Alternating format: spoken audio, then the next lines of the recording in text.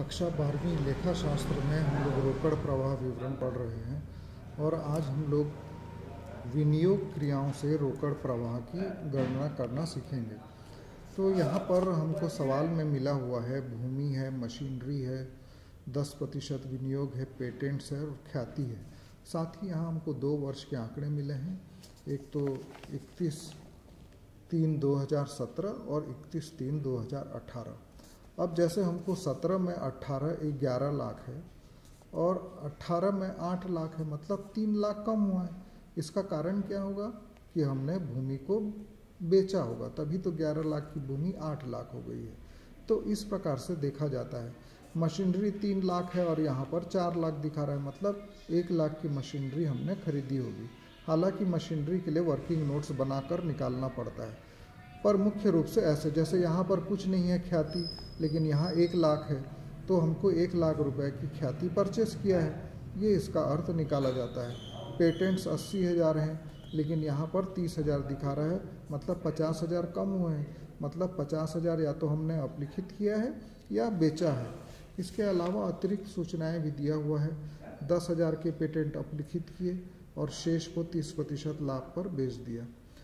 Machine का एक भाग जिसकी लागत 1,20,000 थी, 8,000 रुपये लाभ पर बेच दी। वर्ष के दौरान मशीनरी पर ह्रास लगाया गया 60,000 और 1/4/17 को विनियोगों को क्रय किया। तो इसको बनाने के लिए हम लोग को एक ऐसा फॉर्मेट बनाना पड़ता है, विनियोग क्रियाओं से रोक प्रवाह की गणना। तो सबसे पहले भूमि विक्रय, जैसा आपको मैंने बताया था, 17 में 11 लाख है और 18 में 8 लाख है, मतलब 3 लाख रुपया का ज़मीन हमने बेचा है। तो ये तो क्लियर है। मशीन का विक्रय और क्रय निकालने के लिए हमको वर्किंग नोट्स बनाना पड़ता है और यहाँ पर हम लोग सीखेंगे मशीन का विक्रय। देखिए नोट्स में लिखा हुआ है सूचना में कि दूसरे नंबर की सूचना में मशीन का एक भाग जिसकी लागत 1,20,000 थी और जिस पर ह्रास था 50,000, मतलब मशीन का वैल्यू था 70,000। मशीन का वैल्यू था 70,000, उसको हमने 8,000 के लाभ में बेचा। तो 70,000 की मशीन को 8,000 लाभ में भेजा तो बेचा, मतलब कुल मिला के 78,000 रुपये में हमने मशीन को बेचा। तो हम इसलिए यहाँ पर लिख देंगे 78,000। उसके बाद मशीन का क्रय कितने का किया, ये जानने के लिए हमको वर्किंग नोट्स बनाना पड़ता है। मशीन खाता, मशीन खाता में हम लोग देखते हैं शेष लाया गया 3,02,017 में था। उसके बाद मशीन के विक्रय पर लाभ 8,000 रुपया हमने ऊपर से निकाला है, ऊपर में निकाला है 8,000। और ये जो फिगर है ये बैलेंसिंग फिगर है, इसको हमको बैलेंसिंग करके निकालना पड़ता है। मशीन पर ह्रास हमको लिखा हुआ है, मिला है 50,000 और 60,000 रुपया। ये हमको अतिरिक्त सूचना में मिला हुआ है, दूसरे नंबर और तीसरे नंबर में। कुल मिला के 1,10,000 रुपये ह्रास लगाए हैं। विक्रय किया है मशीन का 78,000 में, उसको भी लिख देंगे। और शेष ले गए हमको मालूम है 18 में 4 लाख है।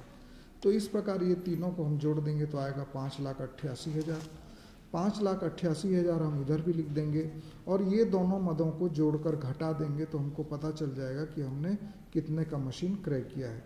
तो इसको घटाने पर हमको मिलता है 2,80,000, मतलब इतने का हमने क्रय किया है। अब 2,80,000 को हम लिख देंगे मशीन का क्रय। इसको ब्रैकेट में दिखाएंगे। ब्रैकेट में उसको दिखाते हैं जब हमारा कैश हमारे पास से जाता है, उसको हम लोग ब्रैकेट में शो करते हैं।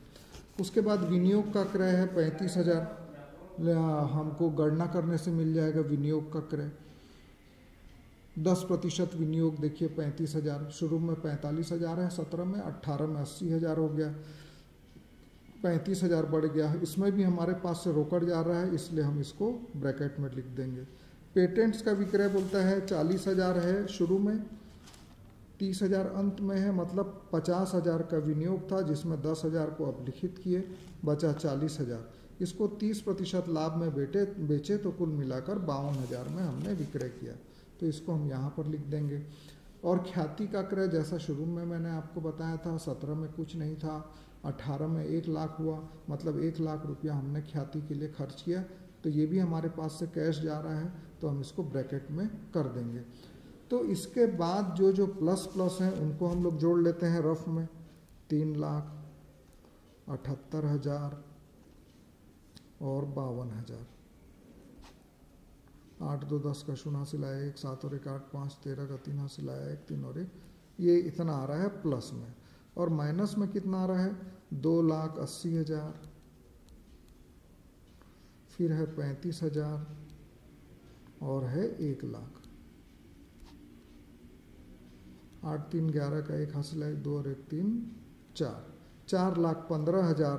तो हमारा 4,30,000 में 4,15,000 को घटा देंगे तो विनियोग क्रियाओं से शुद्ध रोकड़ प्रवाह जो आ जाएगा हमारा 15,000 रुपया, ये उत्तर आ जाएगा हमारा। तो इस प्रकार हम लोग विनियोग क्रियाओं से रोकड़ प्रवाह बनाते हैं। आगे वित्तीय क्रिया से विनियोग प्रवाह रोकड़ प्रवाह निकालने की गणना करेंगे।